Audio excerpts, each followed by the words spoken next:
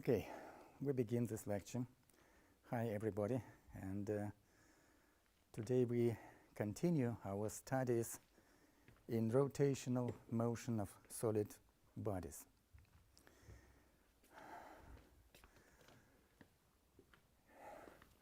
Let's consider some solid body, for example a wheel that is rotating with some angular velocity. So far we have considered rotation about a fixed axis, when this axis is fixed. But if the wheel is rolling along the road, then this axis will be moving. There will be some velocity of the central point of this wheel.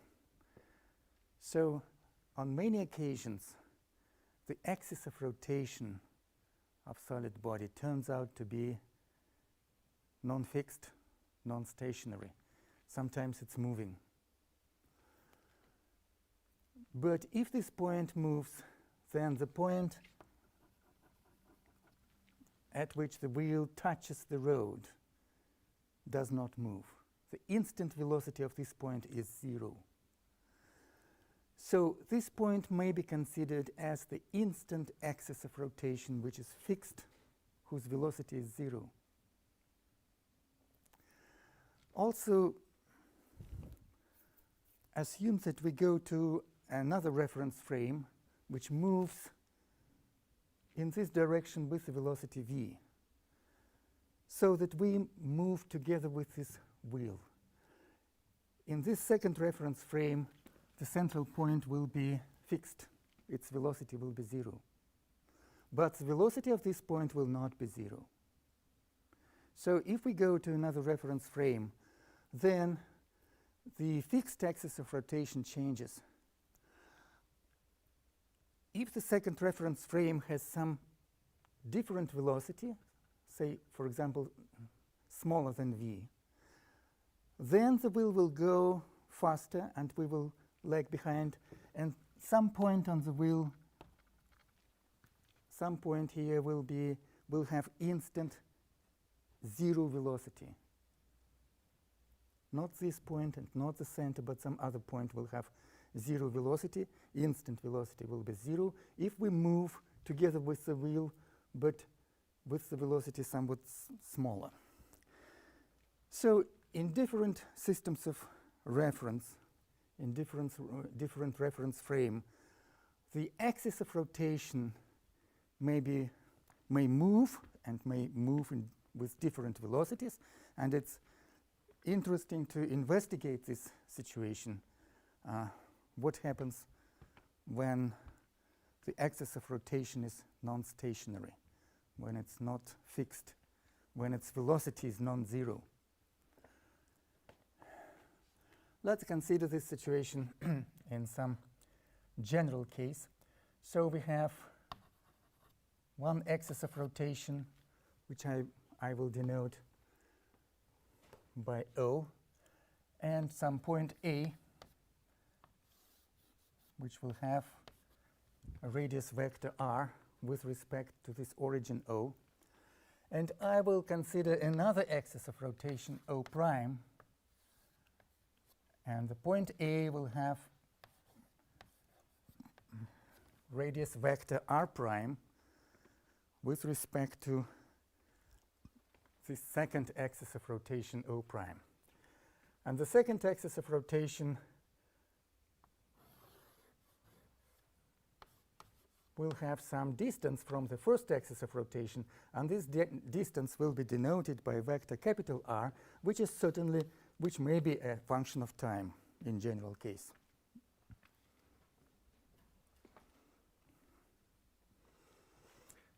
So the first axis of rotation O may have some velocity VO with respect to our laboratory reference frame.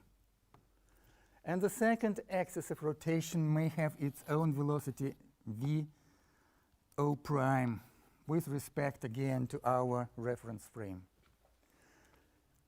In general case, these two axes may move. So what if I express the velocity of point A?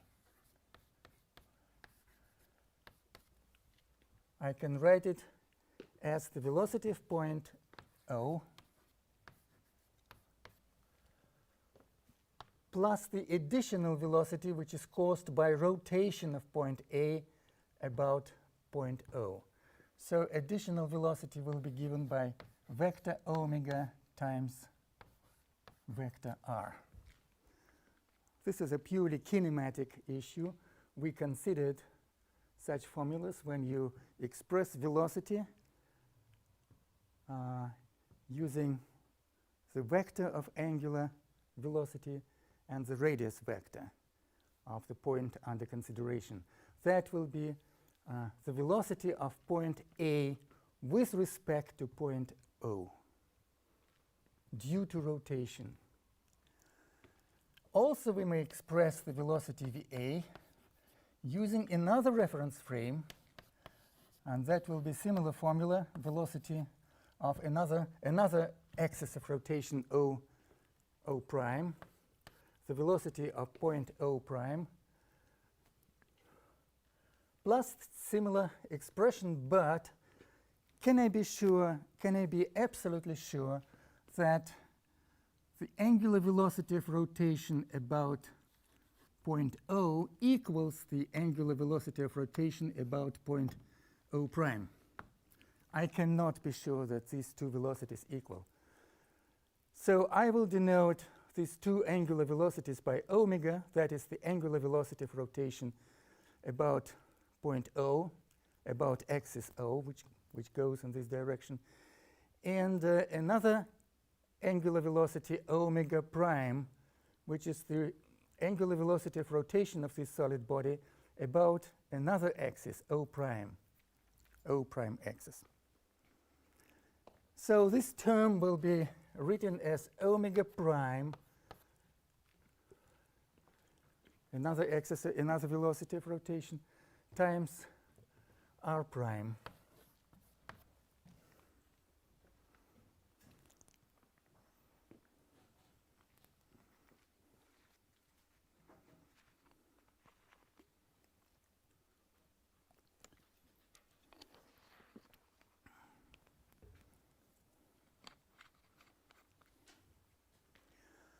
Also, using the same logic, I can express velocity O prime, velocity of this point, with respect to velocity of point O. So the velocity of point O prime, a total velocity with respect to a laboratory reference frame, will be given as the velocity of point O plus vector product of omega times capital R.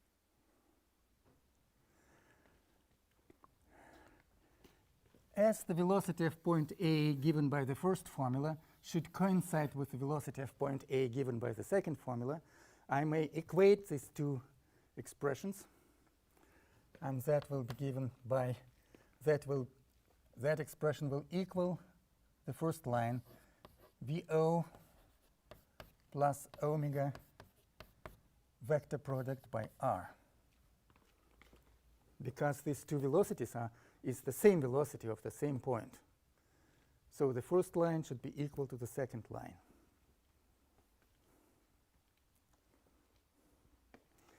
And instead of the velocity of point O prime, I can use this expression. It will go here. Let's rewrite this equation. Instead of V O prime, I will use this expression.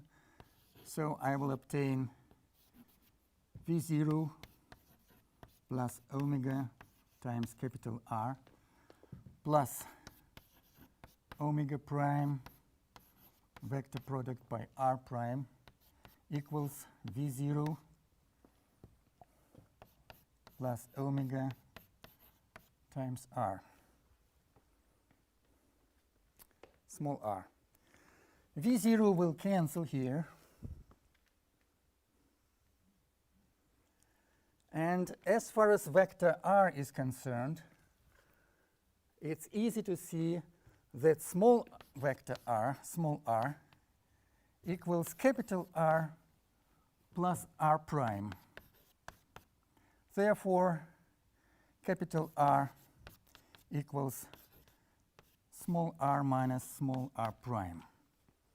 Very simple triangular of vectors. Triangle of vectors. Yes, that's correct. So instead of vector r, I may substitute this expression r minus r prime.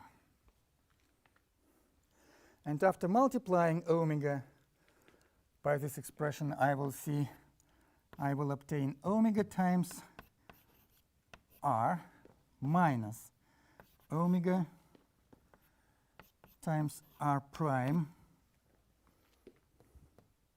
omega times r minus omega times r prime, vector products, all these are vectors, plus the remaining term omega prime vector product by r prime, and that should equal to omega times r.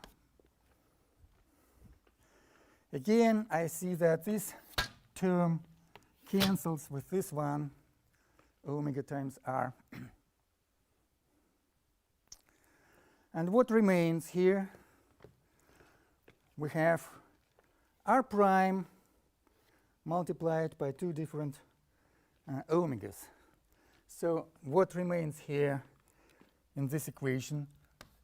R prime multiplied by omega prime minus omega, and that should equal 0 because all other terms cancelled in this equation. This has gone, so this will be 0 because this term cancelled with this one. And what remains here? R prime multiplied by 2 omegas. That's it. And this equation should be correct for any vector r prime, because I may consider any point A, absolutely arbitrary point A. So vector r prime is arbitrary vector. If vector r prime is arbitrary vector, then this equation will be satisfied only in case omega prime equals omega. That is, we have proven that angular velocity of rotation does not depend on which axis of rotation we choose. Either we choose a moving axis or we choose a fixed axis, or we may choose any other instant axis of rotation. The angular velocity of solid body is constant. It does not depend on whichever axis we choose. And we may choose any instant axis of rotation. Like in this example. Any point may be chosen, any point of this solid wheel may be chosen as an instant axis of rotation.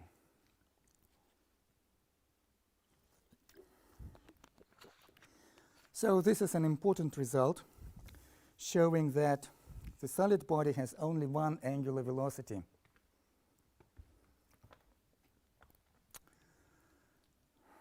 Independent of the axis of rotation, whatever axis we choose, the angular velocity will be the same.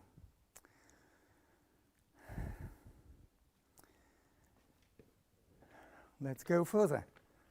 So far we have considered such a quantity which we called angular momentum. And we defined it as r times momentum. So we have some axis O and vector r, and here we have some mass which has some vector of momentum. Momentum equal mv. So far we defined this quantity with respect to a fixed axis of rotation. Let's now investigate what will happen if this axis of rotation is moving, because we are considering different moving axes, different non-stationary points of rotation, so centers of rotation. So this center of rotation of a solid body may be an instant axis, which is in general case it's moving at some velocity. So what will happen to this definition of angular momentum if we consider moving axis? So in order to solve this problem, I will introduce another axis of rotation which is fixed. And the fixed axis I will denote by O prime, and the corresponding radius vector showing to this mass, to our mass, will be r prime, and that will be capital R. So now in this problem, axis O prime, which looks in such direction towards the audience from the blackboard, this axis is fixed. And this axis of rotation is moving.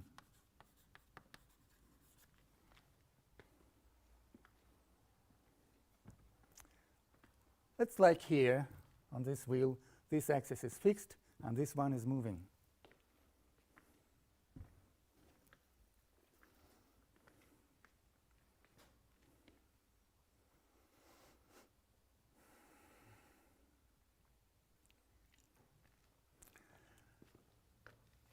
The reason behind this quantity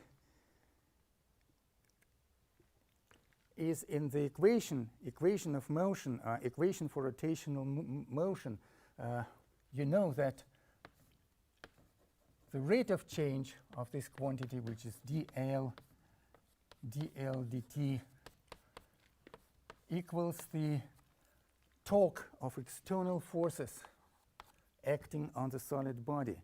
That was the law of rotational motion that we derived. We obtained this law for the fixed axis of rotation. And now we will see how this law will change if we consider this law with respect to a moving axis of rotation.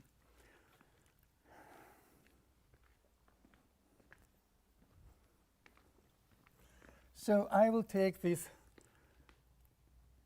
definition of this quantity. Well, it's very important to underline that previously we considered radius vector of material point M with respect to a fixed point, fixed center of rotation. But now in this formula, radius vector r is the radius vector of point M with respect to a moving center of rotation, moving axis. So this quantity, which is written here, has never before been considered in these lectures. This is a new quantity. We never before did we consider the moving axis of rotation, and never before did we define such a quantity with respect to moving axis of rotation. And now I will consider this situation when the axis is moving, and I will consider the rate of change of this quantity. So that will be according to the rules of differentiating the product. That will be r dot vector product by p, the momentum, plus R vector product P dot.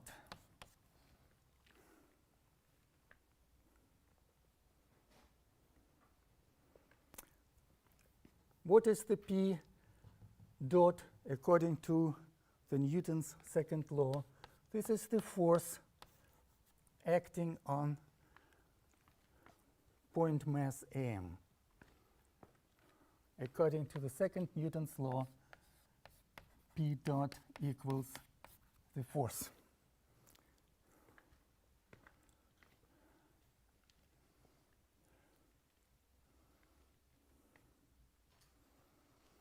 So I will continue this equation, and I will consider what is R dot in order to express the R dot using other quantities. Again, we use the triangle of vectors, and from this triangle it's obvious that R prime equals capital R vector capital R plus vector R small r.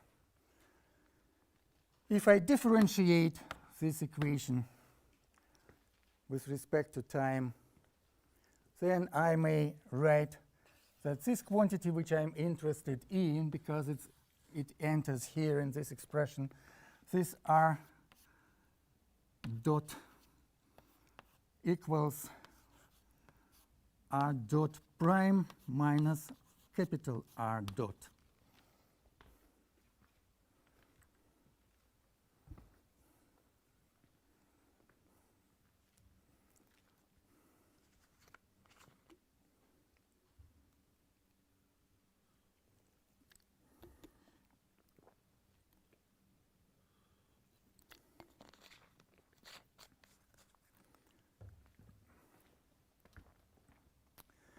So instead of this quantity, I may write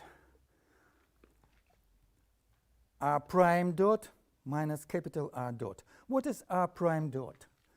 What is R prime dot? This is the velocity of point am with respect to stationary or fixed axis of rotation.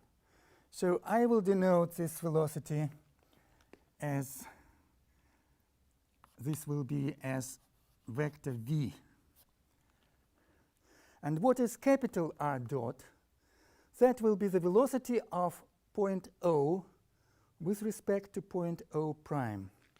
So this I will denote by the velocity v O, the velocity of center O.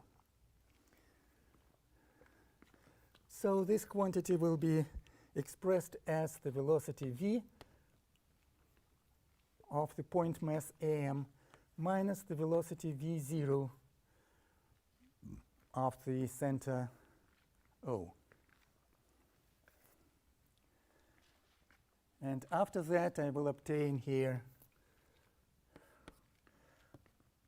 the following formula. Velocity v multiplied by momentum minus velocity v0 vector product by momentum plus radius vector r vector product by f.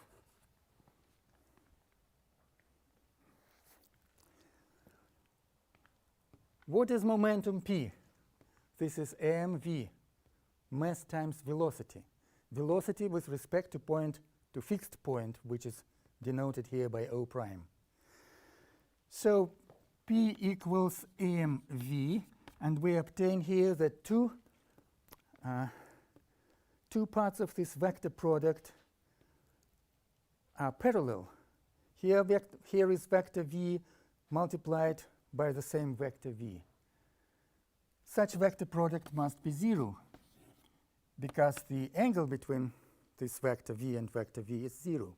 And vector product includes sine of angle between the two vectors. And the angle between these two vectors is 0. So the first term will be 0. And this is the well-known quantity which is called torque. A torque of force F with respect to point O, with respect to moving point.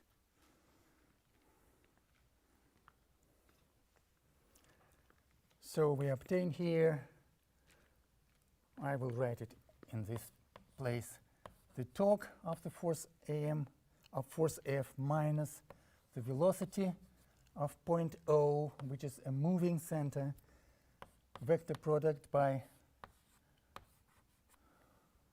the momentum of the point AM under consideration.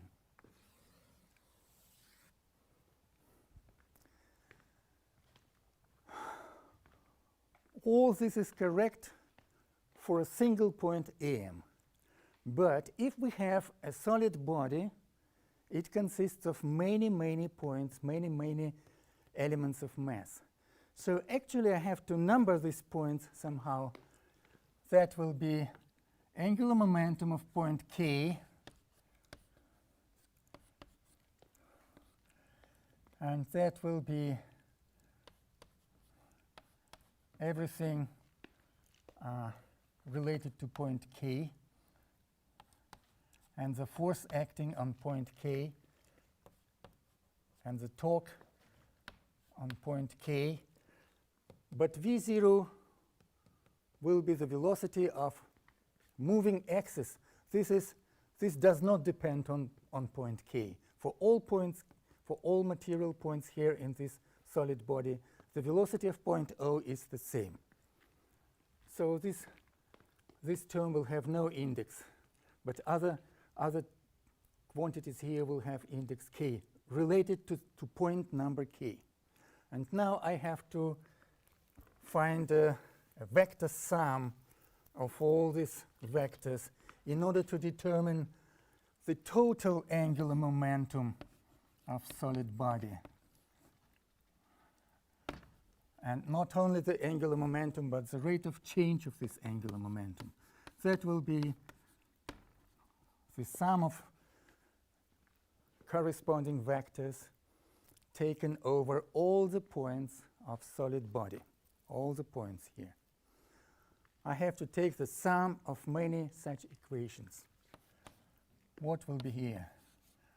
The sum of all torques acting on different points minus velocity V0 does not depend on the point, so it may be taken out of the sum. It may factor in this vector product, and here I will have the sum of momenta of different points.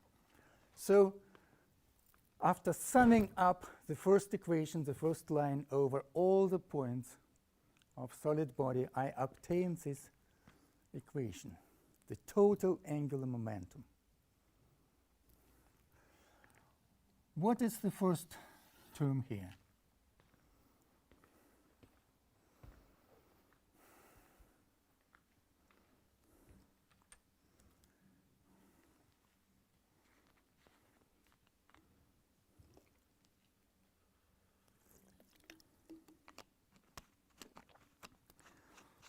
We have already considered such expressions when we summed up all the torques acting on different points and resulting from different forces, including forces of internal interaction between the points.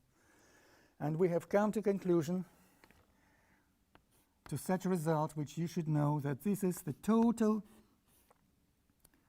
torque of all the external forces acting on the solid body. There should be no internal forces.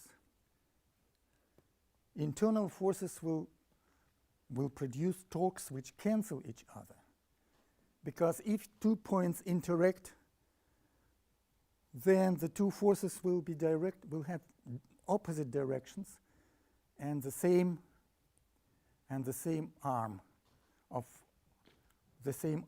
these forces. The arm will be the same, but the forces have different directions. So the two torques of internal interaction will cancel for interaction between any two points of the body.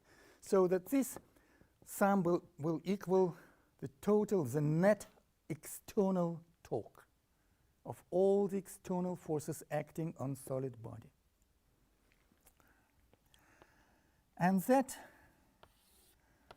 sum of momenta of all the points of solid body will be equal to the momentum of the center of mass of the same solid body. That is due to definition of the center of mass. So that the rate of change of total angular momentum of solid body with respect to the moving axis, we started consideration by underlining that we consider vector r with respect to a moving axis O. So this is angular momentum with respect to a moving axis, turns out to be equal to the total torque of external forces minus vector product of vector v0 by the total momentum of this of the center of mass of this solid body. That is the total mass by velocity of the center of mass. This momentum is calculated by like a total mass multiplied by the velocity of the center of mass. This quantity looks in such a way as if the whole mass of the solid body was concentrated in one point, in one single point in the center of mass. So this quantity is somewhat constructed artificially. This is the no single point of solid body has such a momentum, because this is a total mass of the solid body whose different points move with different direction, different velocities directed differently. And this total mass is multiplied by the velocity of a single point, which is the center of mass. So that is the new law defining the rate of change of angular momentum of solid body with respect to moving axis. So far we considered only the rate of change of angular momentum with respect to a fixed axis. Now this law applies to a moving axis. Certainly, if the velocity of the moving axis is 0, that is, if the axis is fixed, we will obtain the previous formula, which we know very well, that L dot equals the total torque of external forces. So this the first term in this formula is well known to us. That will be true. That is true for fixed axis. But if the axis is not fixed, then additional term should be taken into account here.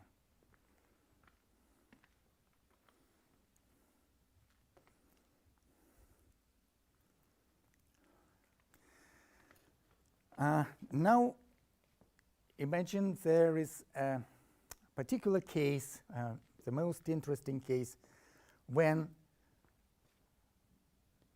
the moving axis, point O, coincides with the center of mass.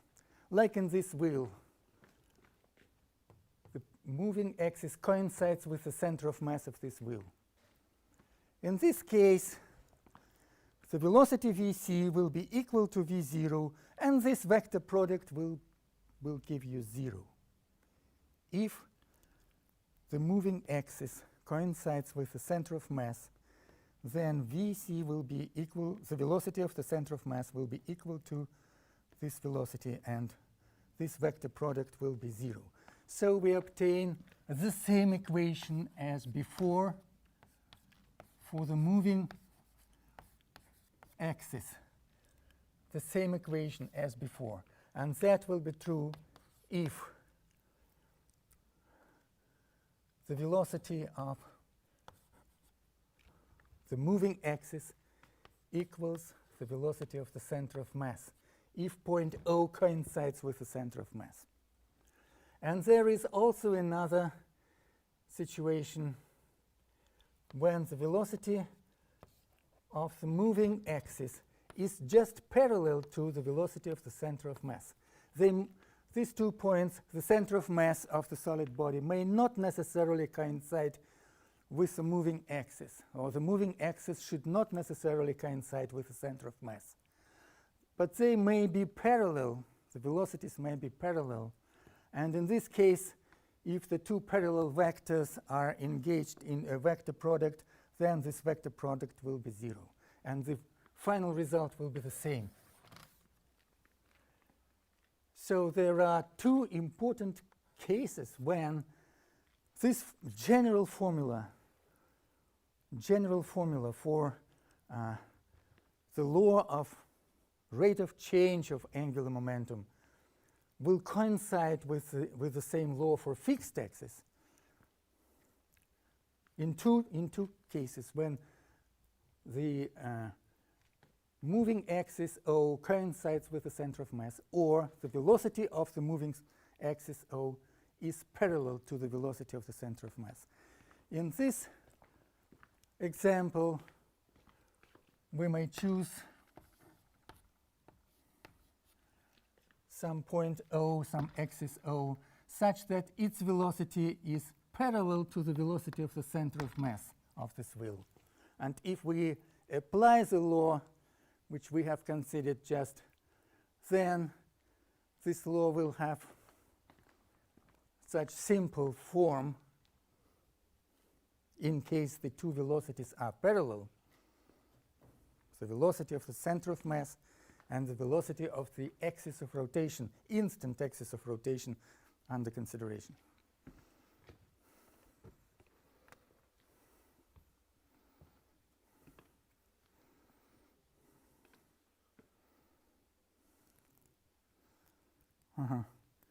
So in 1 minute we have an interval. Let's start it now. A 5-minute interval.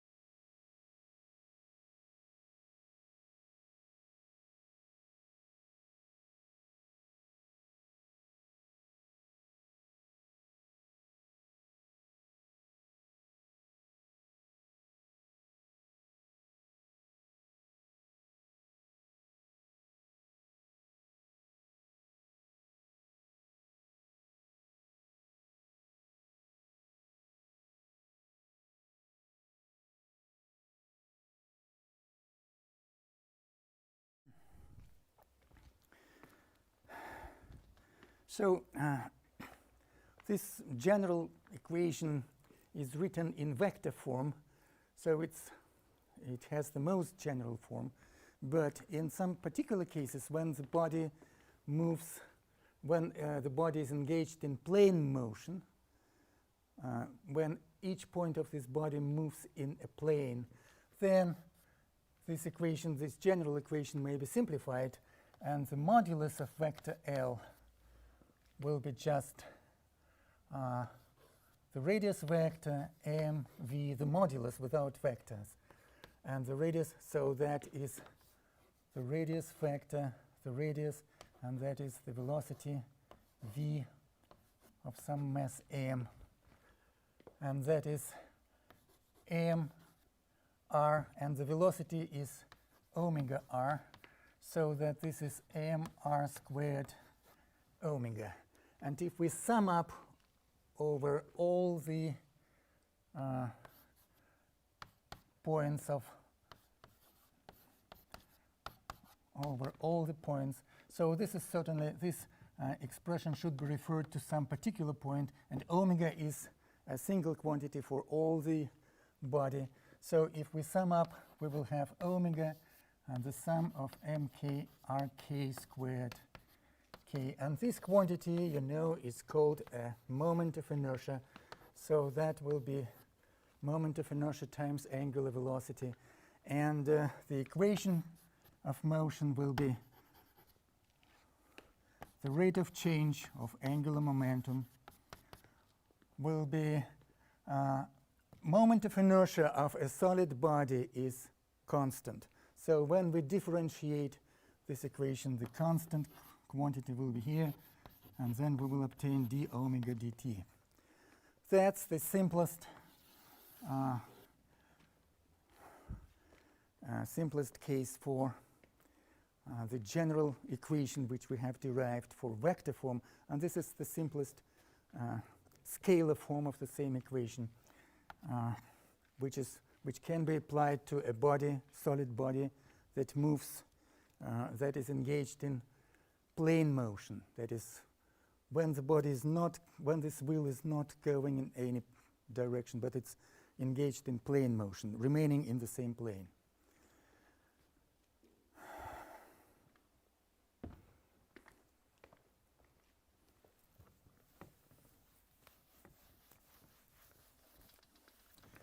Now we are ready to consider problems related to rotational motion of solid bodies, because we have proven all the necessary theorems. And we will consider such a problem, the simplest one probably.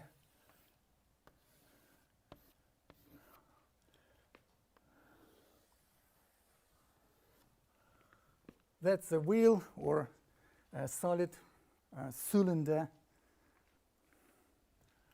of given mass and given moment of inertia and given radius capital R. And we need to find the acceleration of this cylinder, the acceleration of its center of mass.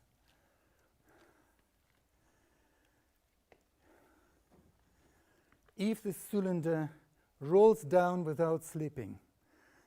Without slipping, it means that here the lowest point of the cylinder, which is in touch with the inclined plane, has zero velocity with respect to this inclined plane, with the surface. The velocity of this point is zero because it touches the surface of the inclined plane.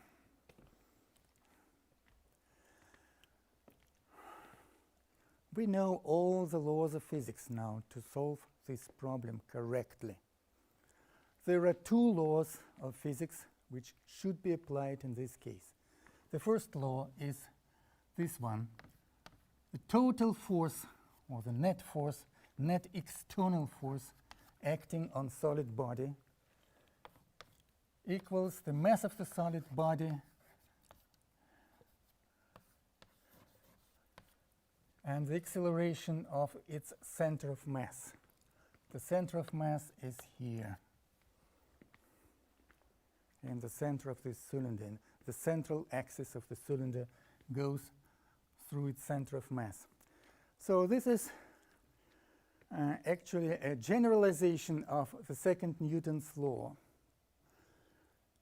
which is written for a solid body engaged in complicated motion. It's not a single mass point. It's a solid body consisting of many, many individual different mass points. And here we have the total mass of the body and the velocity of a single point, particular point, which is the velocity of the center of mass and the acceleration of the center of mass of this body. And here is the total vector sum of all the external forces acting on this body. So these forces are applied to different points, may be applied to different points of this body. This law is written in the form of the second Newton's law, but in its meaning it's much more complicated, because forces may be applied to different points, and what we obtain here is the acceleration of single point of this body. But we derived this law, we obtained it a few lectures ago. And the second law which should be applied here is this one, the law related to accelerated rotational motion. According to this law, the rate of change of angular momentum is the total net external torque, the torque of external forces.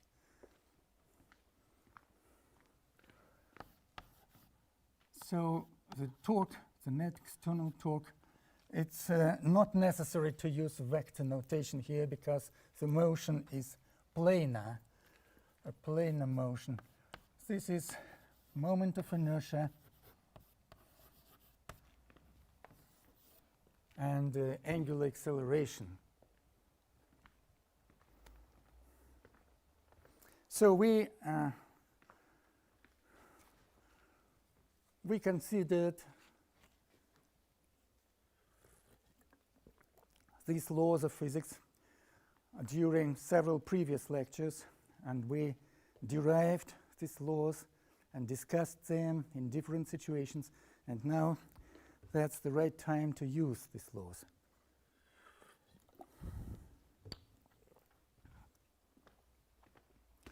In order to use the first law, we have to analyze all the external forces acting on the solid cylinder.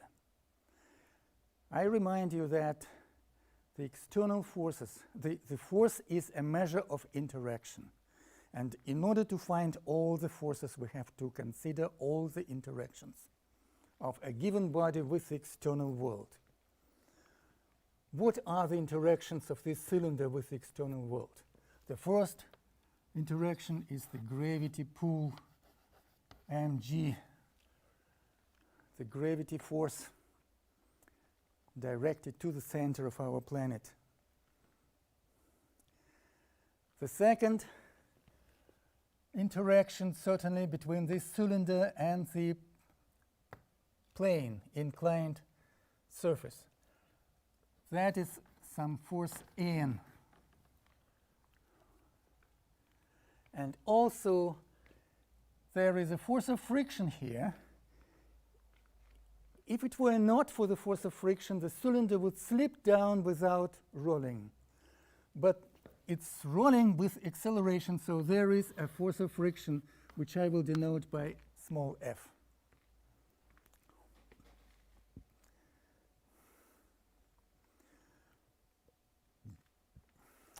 It's convenient to decompose the weight of the body mg along two perpendicular directions.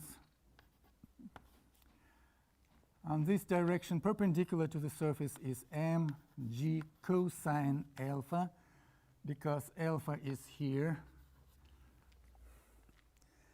And another component of mg is this force mg sine alpha, this one.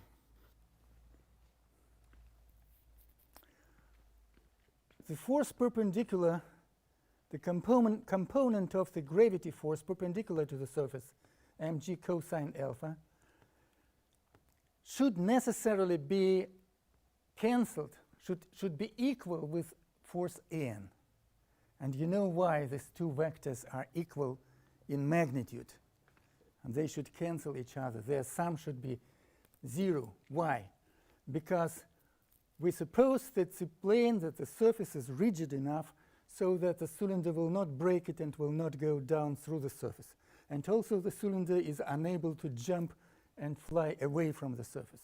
The cylinder is sure to move along the surface so that the perpendicular forces are 0 in the vector sum. The vector sum of all perpendicular forces, forces perpendicular to the motion, should be 0. So this force n is cancelled by mg cosine alpha. The n is equal in magnitude to this quantity. So this is n. We know this for sure because the surface is rigid. The inclined surface is rigid. It's strong enough not to allow the cylinder to go down through the surface.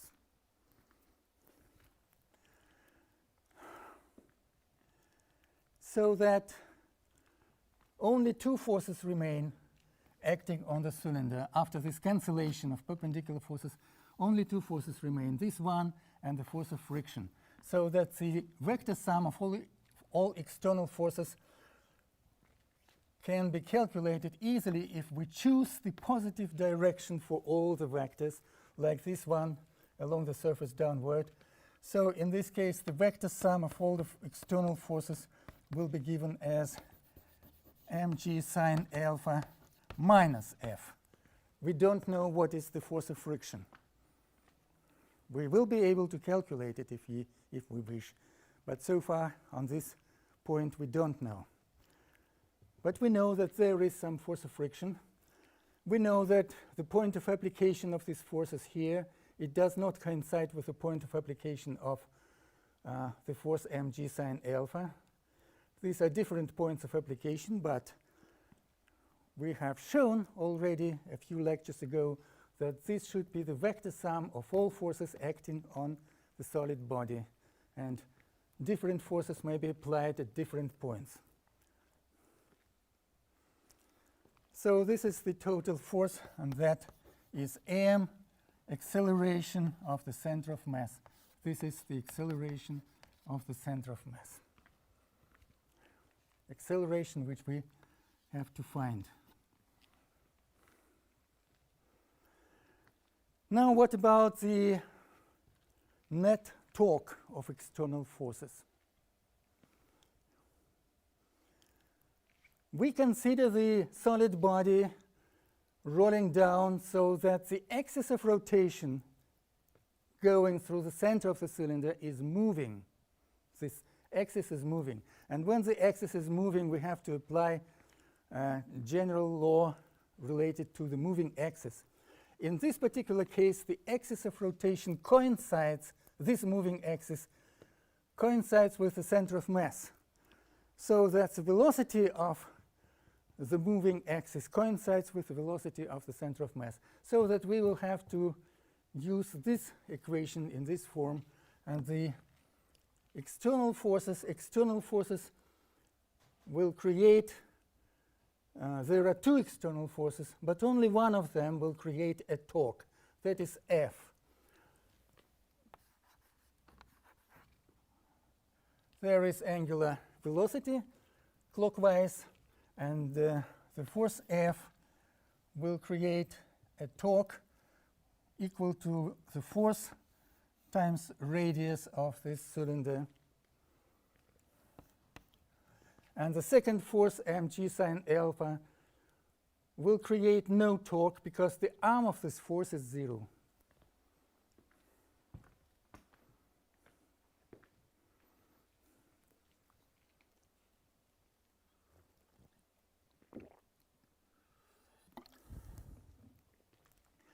it's convenient in this case, in this problem, to consider the torques of external forces with respect to the axis of rotation going through the center of mass. It's convenient. And in this particular case, the arm of this force, mg sine alpha, equals 0. But we could have chosen some other axis of rotation. In this case, the arm will not be 0. Certainly, that would be a more complicated way to solve the problem, but why should we choose a more complicated way? We always try to choose the simplest way in order not to complicate our life. It would be more simple to consider all the torques of external forces with respect to the moving axis of rotation coinciding with the center of mass of the cylinder. So the only force will create the torque, and the torque will be equal to force times the arm of the force, and the arm of the force will be equal to the radius of this force. And that will be the moment of inertia and angular acceleration, that is angular acceleration.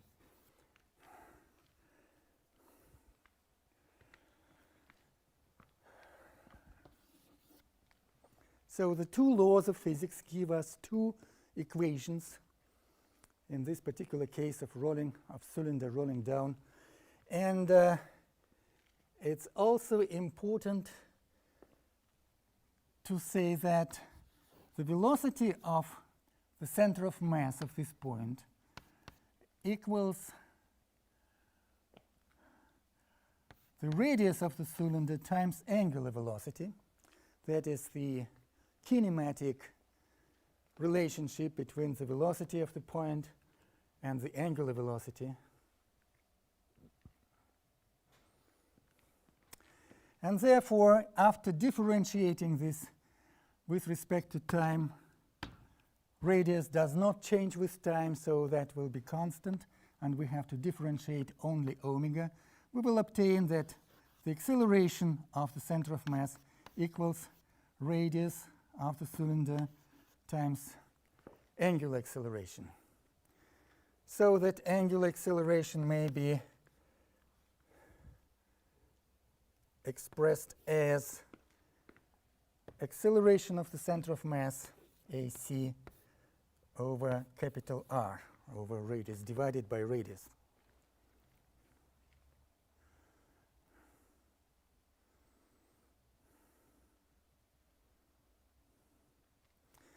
And from this equation, our purpose is to find AC, acceleration of the center of mass. We don't need to find the force of friction, though it's quite possible to find it. But on the first step, we have to get rid of this force of friction. So I will express the force of friction from this equation and substitute it in the second equation. Force of friction will be equal to moment of inertia AC divided by capital R squared. And this expression will be substituted for F in the first line. What we obtain will be mg sine alpha minus F, which is equal to moment of inertia AC divided by capital R squared, equals mass of the cylinder times acceleration AC of the center of mass. From this equation, we can easily find acceleration of the center of mass. We have to group some terms in one side of this equation, and we will obtain that m AC plus moment of inertia AC over R squared, which will be equal to AC. I may factor AC here, and in the brackets I will obtain small mass plus moment of inertia divided by radius squared.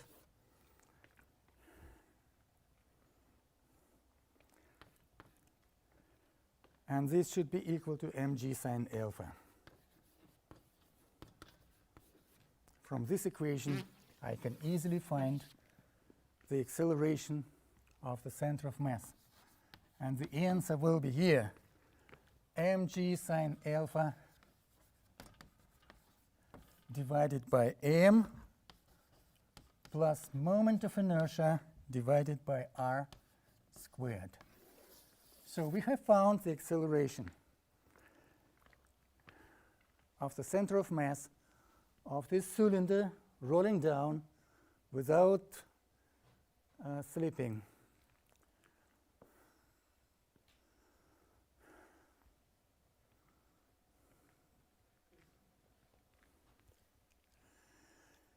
Now, as we have found the acceleration AC, we may take this solution and substitute it here and find the force of friction.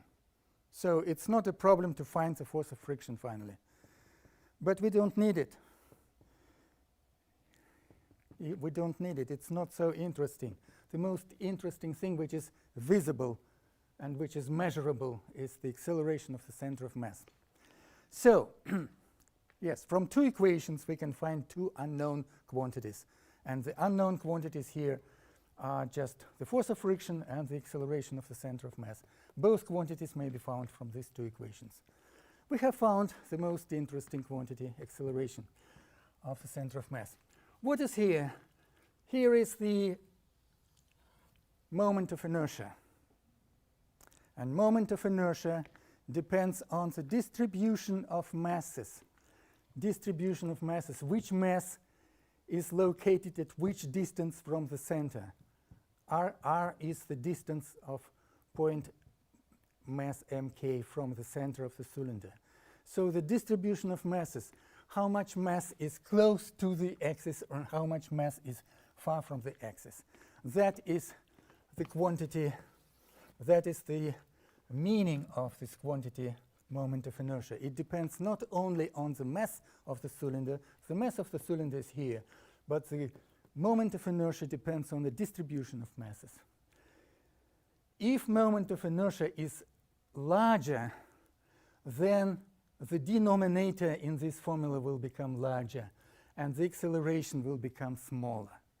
So the two equal masses, two equal cylinders having the same mass but different moments of inertia will have different accelerations.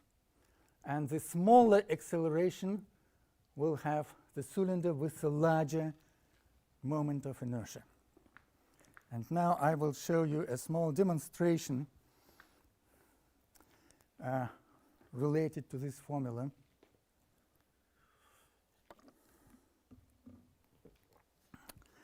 We have two cylinders which have equal mass on simple balances. You see the masses are equal. They are balanced. So these two cylinders have equal mass, but the distribution of masses is different. Here the distribution of mass, the mass is distributed evenly. And here all the mass is closer to the rim of the cylinder. So the moment of inertia of this cylinder must be larger than the moment of inertia of this one. This is made of aluminum and this is made of wood. So the masses are equal. The masses are equal, but moments of inertia are different.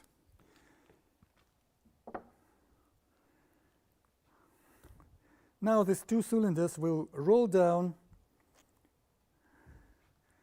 the plane and look what happens. Which one will go faster with larger acceleration?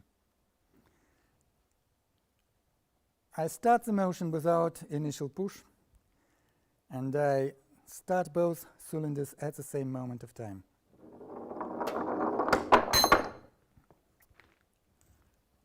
Obviously this one goes slower with smaller acceleration. Let me repeat it.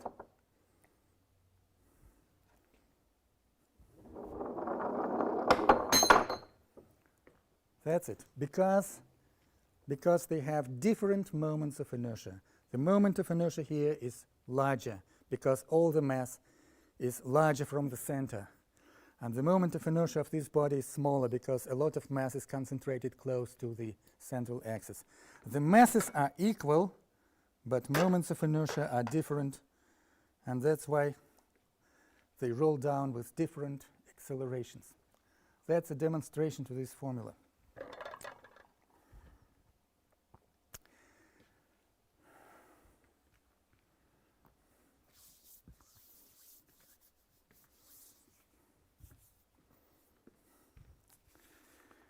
What next? Next, I will consider a simple problem for you. I want to discuss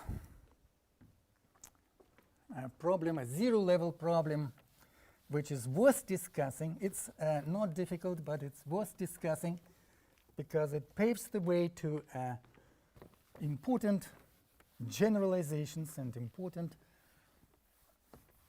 conclusions regarding rotational motion.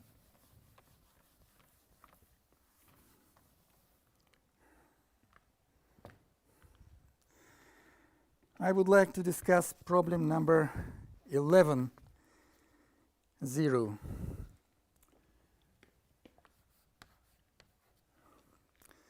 Two small balls of mass m each, fixed on a light rod of length L, rotate with an angular velocity omega. So we have the axis of rotation and the light rod of length L, and there are two small balls fixed at the ends of this rod, and both balls have mass m each, and the rod is located at some angle alpha to the axis of rotation. And all this construction rotates with angular velocity, so that this ball moves along some circular trajectory, and also this ball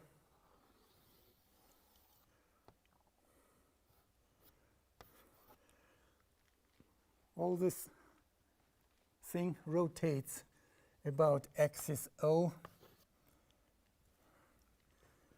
with angular velocity omega,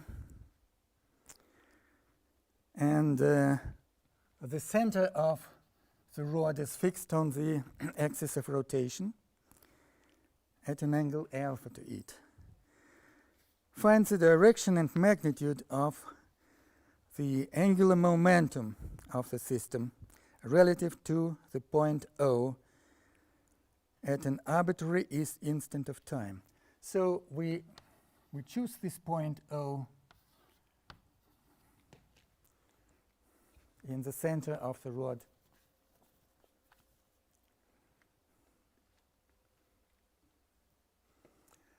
And what first we have to find the magnitude and direction of angular momentum L. The magnitude and direction. By definition, angular momentum L of solid body is the sum over all the points of this body of such quantity radius vector multiplied by the momentum of each point. And this is the sum. Momentum is mass times velocity. Mass is a scalar. It can be taken out of the vector product. So that will be mass multiplied by vector r, vector product by the velocity of this mass number k. In this particular case, we have only 2 points of mass m each. So the sum over all the points will result in just 2 terms. The first will be m1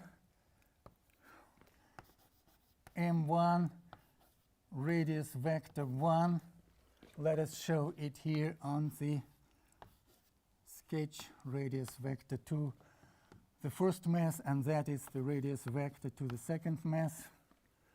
So radius vector r1 vector product by the velocity of the first mass, plus the second point, mass m2, which is equal to mass m1, radius r2, showing to the second mass from the origin, a vector product by the velocity v2 of the second mass.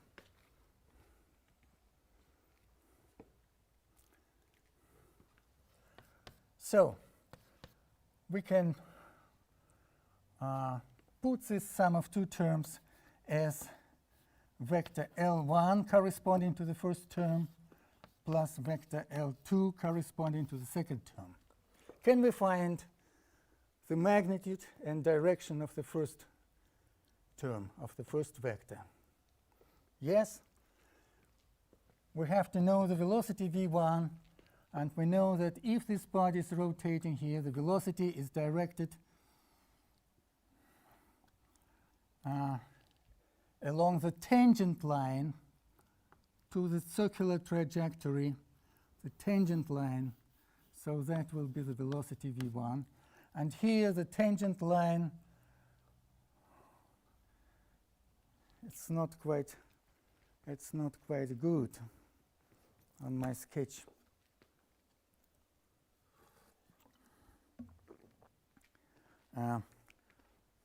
The sketch must be good. Let's do it this way.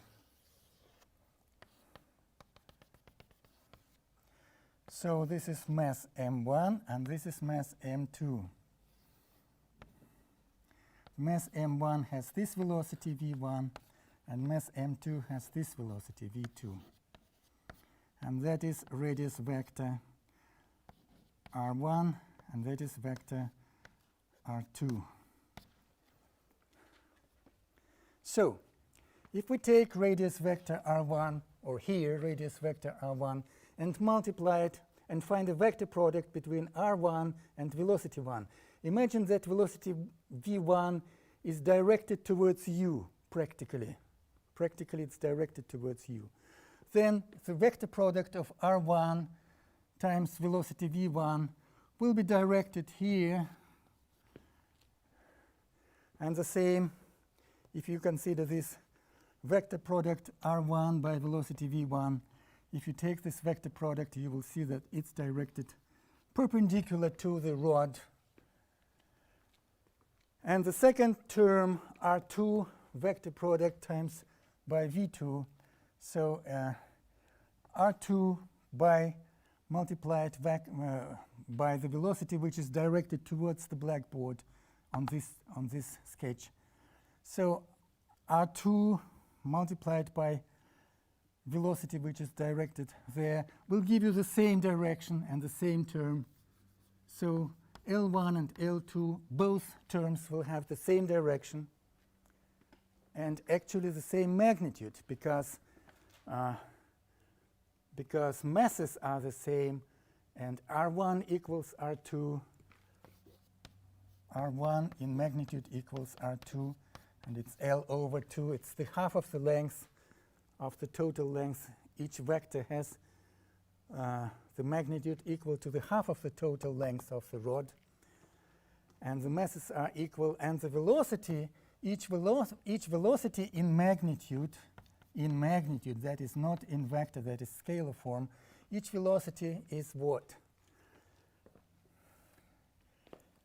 Is this radius, let it be capital R, times omega. And radius r will be L over 2 sine alpha from simple geometrical considerations. This hypotenuse is L over 2, and this is alpha. So the opposite leg in this right triangle will be L over 2, the hypotenuse, times sine alpha. That is the magnitude of each velocity. So that the two terms will be equal in magnitude, and having the same direction, so that the total magnitude of the total vector of the vector of total angular momentum will be equal just the sum of these two vectors. So it will be equal two equal terms, each term equal to mass times radius vector, which is L over 2, the velocity, which is L over 2 again, sine alpha. Something like that. Yes. So it will be ml squared sine alpha divided by 2. That's a simple calculation, gives you the magnitude of the angular momentum.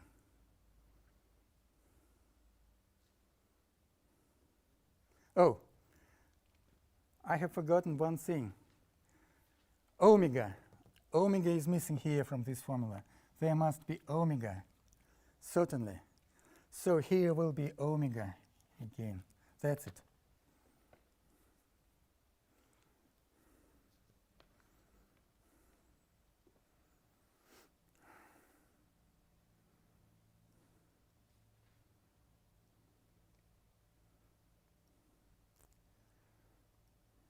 Is everything correct?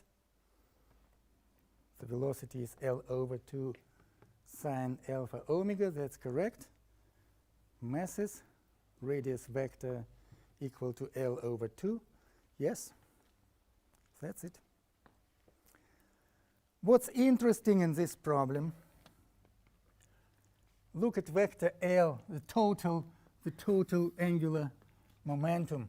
It's always directed perpendicularly to the rod direction. And as the rod rotates with angular velocity omega, so that the rod ends describe circles, vector L also rotates, and the end of vector L describes its own circle, its own circular trajectory. I will put it here. Vector L at time t describes some circular trajectory, and if we take vector L at time t plus dt, it will have different direction, and the difference between these two vectors, dl equals L of t plus dt minus L of t. That will be the dl, and dl divided by dt must be equal to the torque of external forces. What external forces are here which cause this vector L to rotate along some circular path? The end of vector L rotates here. What angular momentum is there which is necessary due to a law of physics? What angular momentum here? Where does it?